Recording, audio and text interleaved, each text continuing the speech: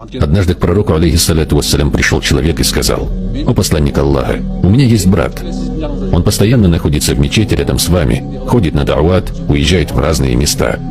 А дома он совсем не работает». Пророк, саллаллаху алейхи вассалям, спросил его: «А ты чем занимаешься?» Тот ответил: «Я работаю, ухаживаю за садом, хвала Аллаху». И тогда пророк, алейхиссаляту вассалям, сказал: «Возможно, та благодать, которая дана тебе, приходит через твоего брата, находящегося в мечети.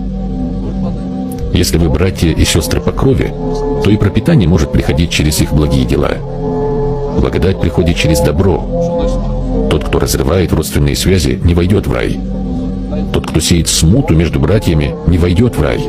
Тот, кто разрушает семьи, не войдет в рай. Не забывайте этого». Ассаляму алейкум ва рахматуллахи ва баракатуху. Сегодня четверг у нас, 13 августа 26 года. На объекте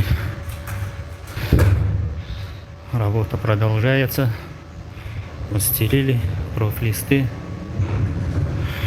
Вот. И осталось вот эту сторону, две стороны приварить окошки. Вот так выглядит у нас купол. Это у нас второй этаж.